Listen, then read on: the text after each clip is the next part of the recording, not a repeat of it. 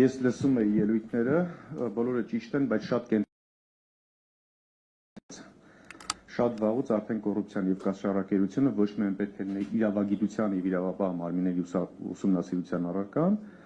այլ նաեւ տնտեսագետների եւ տնտեսագիտության, հոգեբանների եւ հոգեբանության, մանկավարժների եւ մանկավարժության եւ այսպես շարունակ։ Մինչեւ մենք չկարողանանք ճշգրիտ ախտորոշել,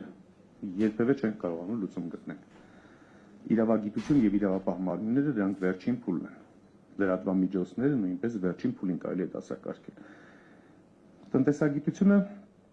ցանկացած ուսումնասիրող առաջին կուրսի ուսանող սկսում է հետեւյալ բառերի ուսումնասիրությունից. ռեսուրս,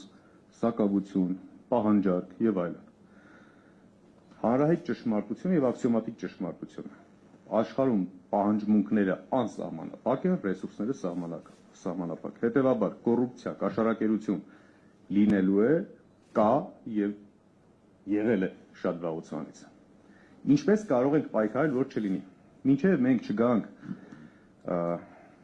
տեխնոկրատ կառավարման համակարգի, այնուհետև ներքին օղակներում ամբողջությամբ պրոֆեսիոնալ համակարգի, ինստիտուցիոնալ համակարգի ձևավորման, կոռուպցիայի դեմ իրավապահ համակարգ չի կարող պայքարել վստահեցնում եմ։ Լրատվական դաշտը միայնակ չի կարող այդ մարտադաշտում մնալ ու պայքարել, վստահեցնում եմ։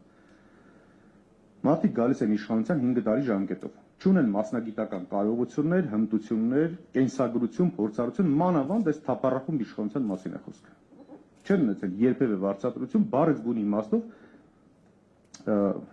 լավ ընկեր ունենք, չեմ ցանկանում գրական բառ ասեմ, էլ ասում են միսիայով գարեջուր խմողներ։ Միսիայով գարեջուր խմողները դարձել են որոշակի եկամտի սեփականատեր։ Ինչ պետք է անի այսպիսի մարդը։ Գիտի, որ 5 տարի հետո իշխանազրկումից հետո այլևս չի կարող շուկայում տեղավորվել, աշխատանքի շուկա նրանք պահանջած չունեն, որևէ մասնագիտություն չունեն, որևէտեղ չեն կարող ինքնաիրացվել, հետևաբար ինչ պետք է անի։ Պետք է կյանքի մնացած տարիների վրա 5 տարվա եկամուտների բաշխում կատարի։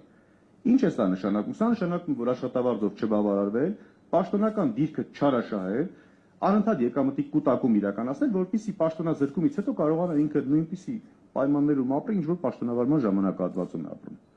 Այո, դրա համար բյուջեն ծառայելու է, ծախսային հատված ծառայելու է ի բարօրություն իշխանությունների, եկամտային հատված ծառայելու է ի բարօրություն իշխանությունների, որը հենց այսօր կա։ Այո, թոշակ կարելի է 5 րոպեում նույնիսկ 150,000 դրամ դարձնել։ Բանաձևին շատ չի մնացել, նույնիսկ 1 ամիս չի մնացել, կհայտարարենք։ Ընդ որում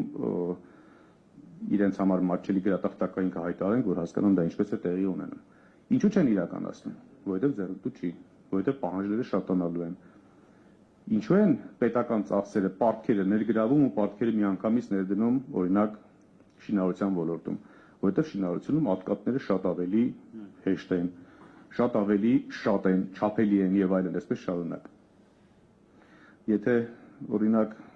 ամբողջ այսպես իշխանության ասֆալտապատման ծրագիրը մենք փորձենք գնահատական տանք, մոտավորապես $200 միլիոն պատմության մասին է խոսքը։ $8 միլիարդ պարտք են կուտակել։ Ասպես ինչ ես արել, ասում է զենք եմ արել։ Հենց ասում է զենք չես արել, սուտ ես խոսում, պաշտպանության բյուջեն նվազեցրել ես, ասում է չէ զենք չեմ արել, ասֆալտ եմ արել։ Ասում ես ասֆալտը 200 միլիոն, ասում է դպրոց եմ ծաղկել, ասում ես դպրոցը 300 հայտարարել ես, 70-ն ես կառուցել, ասում է եւ մաքսիմում 200 էլ դրա վրա, միանգամից փոխում, ասում է բայ իհարկե աղքատը պիտի աղքատ լինի, բայ ես եմ մեղավոր, որ ինքը աղքատ է։ 10,000 դրամ տանք ինչ անի։ 10,000 դրամ տանք ինչ անի, հա։ Ընդ որում փոխկապակցումը փորձում է փոխկապակցի առողջապահական համակարգի հետ, որը որ Իրանից նորից կոռուպցիոն սխեմա է ենթադրում։ Կոռուպցիոն սխեմա չի, օրինակ, նույն իրավիճակում անկանխիկ գործառույթների մասին օրենքի ընդունումը։ Կոռուպցիա է, որովհետև հանգեցնում է անմիջապես գնաճի, ցանկացած գնորդ 1.5-ից 5%-ի շրջանակներում ավել է վճարում ցանկացած ապրանքի համար մինչև 2022 թվական։ Միայն 1.5-ից 5%-ի չափով ավելացել է բանկերի շահույթը, վարկային կազմակերպությունների, վճարաշվարկային կազմակերպությունների շահույթները։ Ինչն էր շահագրգռվածությունը սա իրականացնելու։ Տնտեսական օգտակարություն կար, ոչ չկար, որովհետև դրամական միջոցների խիստ սահմանափակումներն ու վերահսկողությունը հանգեցնում է տնտեսության մեջ վերային տնտեսության աճին։